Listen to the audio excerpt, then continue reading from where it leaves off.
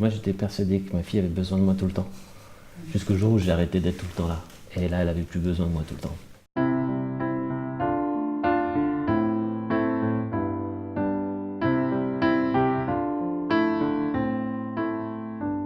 On a aussi créé, et moi principalement dans notre histoire, j'ai créé auprès de ma fille la dépendance à moi.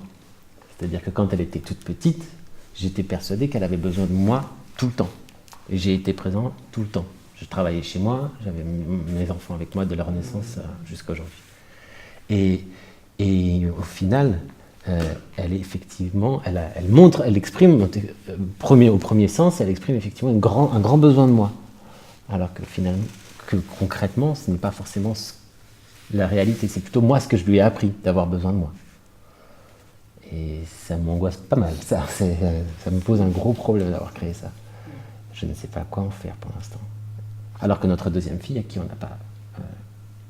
a laissé plus d'espace pour être elle-même et sans avoir forcément besoin de nous, alors c'est une autre personne, donc elle a un autre comportement, mais en plus elle a une totale différente posture face à la solitude. Mais c'est important de dire que c'est une autre personne parce que c'est quelqu'un qui a besoin d'aller au sommeil pour le coup.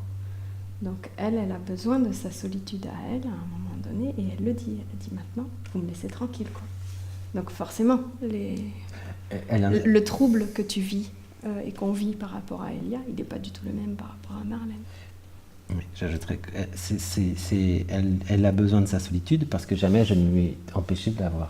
Alors que notre première fille, je pense que dès le départ, j'ai vraiment voulu être sûr qu'elle ne manque pas. Et du coup, elle n'a pas eu d'espace de solitude.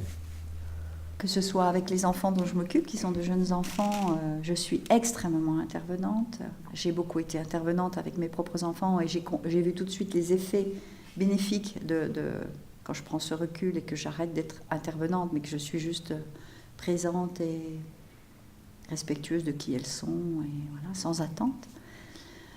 Même si c'est pas gagné, c'est encore difficile. Mais avec les jeunes enfants, je rejoue exactement ce que j'ai joué avec elles, alors que je me dis que c'est super, j'ai une occasion de faire autrement, et vu comment je suis faite et tout ça, c'est pas si, voilà, ça se déclare pas, c'est pas, voilà, ça suffit pas de le vouloir comme ça.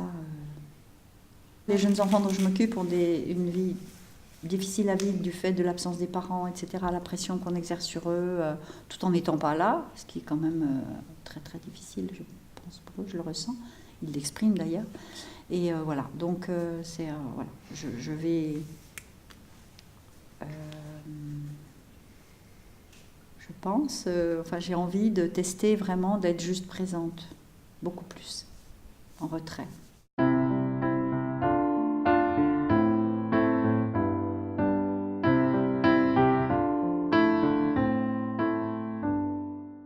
Elle n'est pas autonome.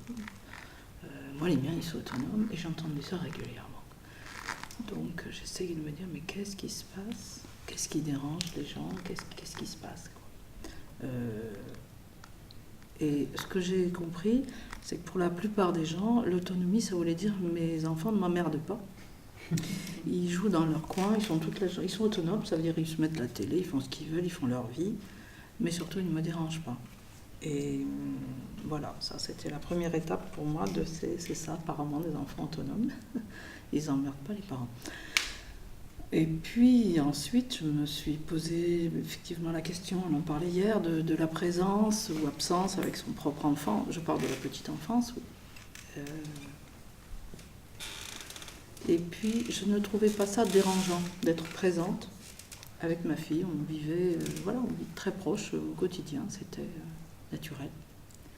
Pour moi, il n'y avait pas de problème, en fait. C'est ça.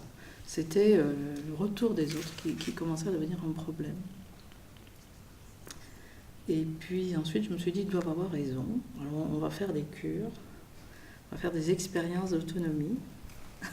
Il y a eu toutes sortes d'expériences. Et en fait, ce que je veux dire, c'est que je me suis, pendant longtemps, finalement, ma propre autonomie, ma propre loi a été souvent dérangée, bougée, bousculée par l'hétéronomie. Voilà. Je n'avais pas encore toujours suffisamment intérieurement la solidité de pouvoir être tranquille avec ça. Bon, c'est un long chemin, Et alors, est-ce que ma fille est devenue plus autonome?